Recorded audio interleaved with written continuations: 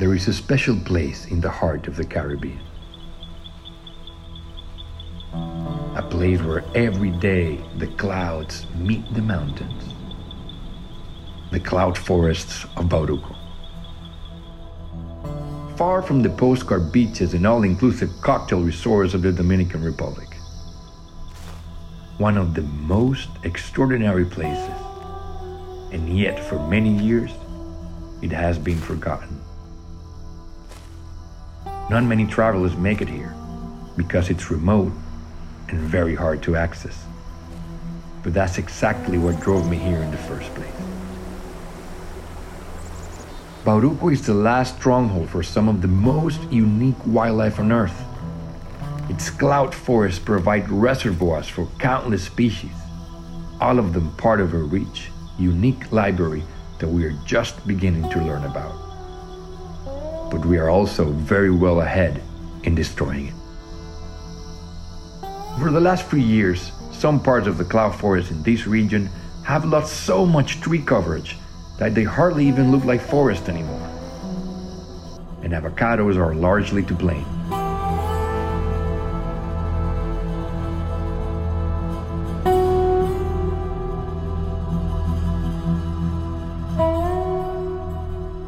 Avocado has grown tremendously in recent years, and I think a lot of people have no idea what's behind of the avocado they put on their toast, on their table, on their salad. This is one of my favorites. I love avocado. We do love an avocado. My name is Yolanda Leon. I joined Grupo Jaragua, and in 2012, we started documenting the deforestation of Sierra de Bauruco. And when we saw how severe it was, we started researching and trying to explain to people what's at stake.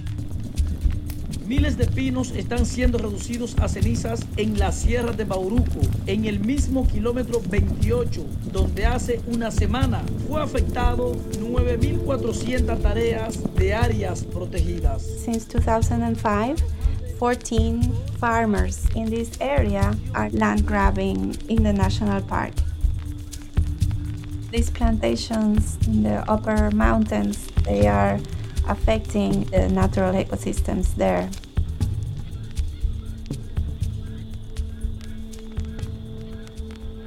Mi nombre es Nicolás Corona, soy conservacionista. Esas personas se trasladaron a la parte alta a adquirir ilegalmente grandes cantidades de terreno que eran del Estado. Y hoy en día tenemos el 80% de los bosques nublados ya perdidos totalmente. Si tú puedes ver, le están quitando la maleza y acumulando los troncos para quemarlo. Van a determinar todos los árboles para sembrar aguacate de tipo Hass. Estas cavaciones son cavaciones de solenodonte. Ya esas especies van a desaparecer de aquí y son especies con un valor ecológico demasiado importante para la isla. Yo no sé ni qué pensar, pero esto es criminal.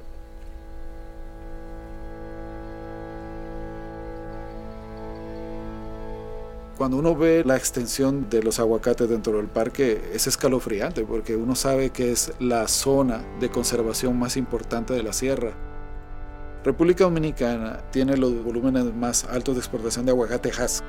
Se hablan de más de $60 millones de exportación de aguacate a Europa. Si aumenta la presión sobre el país para cumplir cuotas de mercado, los terrenos que van a buscar va a ser dentro de área protegida.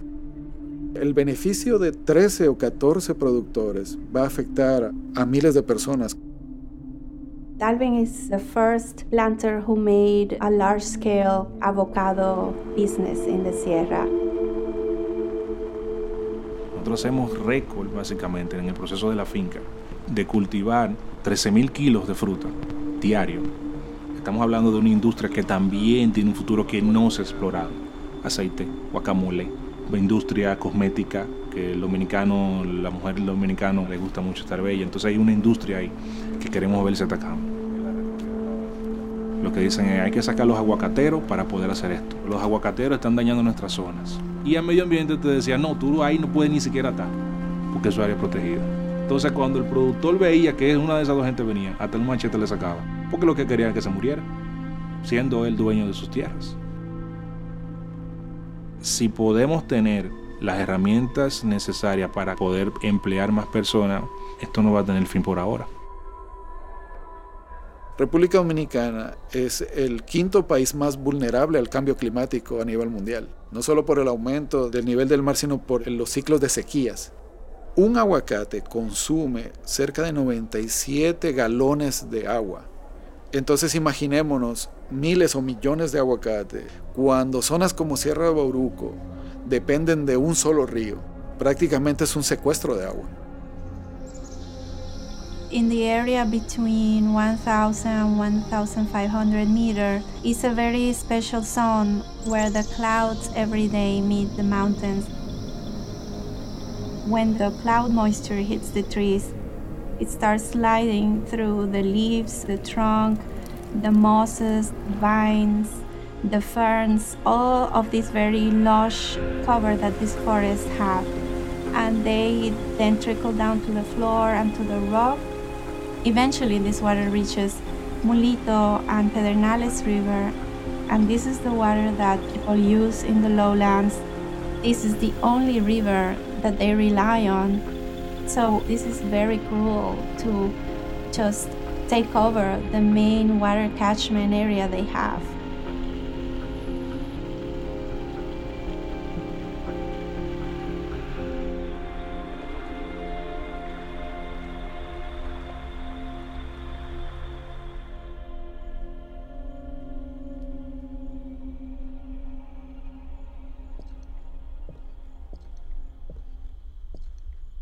Mi nombre es Dolca Herrera, soy de aquí, de Mencía. Nosotros tenemos 42 viviendas habitadas, que son las cuales se están administrando de esa hidroeléctrica aquí en Mencía. Aquí sufrimos un corte en el mes de febrero, marzo, abril y mayo por problemas de sequía. La mayoría de las personas han tenido que emigrar porque no tenemos esa gran frecuencia de aguas. Mis hijos vivían todo aquí, pero por falta de trabajo y tuvieron que emigrar. Aquí solamente queda conmigo uno. Yo no me he ido de aquí porque por ahora me estoy defendiendo con el negocio, pero a la hora que yo vea que no me dé resultado, tengo que emigrar, porque imagínense, nosotros los seres humanos somos igual que el ave, que cuando no encontramos comida en un lugar tenemos que salir a buscarla en otro. At the heart of our dispute is an issue of power, because these plantations are providing enough capital to these people to keep mouths shut. ¿Cuál es el daño que le hace el aguacate a la parte alta de la montaña? At the moment, the Ministry of Environment seems to be more on the side of the avocado farmers than on the people who want to preserve the park. Hay un parque nacional y hay una ley que establece cómo se preservan las áreas protegidas. El que sabe que no va a entrar a tumbar una mata de aguacate es este que está aquí. I think nobody yet realizes what a rich heritage we're losing with every hectare of avocado that goes up in Sierra de Bauruco. I do think nature is resilient. The only thing those forests need is for us to keep our hands off. I mean, the lizards are there, the bats, the birds, the wind, the rain. They were the ones who planted those trees, and they are still there. So the need to do a lot of intervention, I think we just need to keep away and let the forest be alone. Bauruco shows us something new about the world in which we live. It's a world where goods can travel anywhere in the world to anywhere they can be bought. And any one of us buying these goods could be unknowingly supporting unethical practices by people we've never heard of and affecting the lives of thousands of people we've never even met. It's in our hands to consume more responsibly so we can help preserve the life and the beauty of our planet.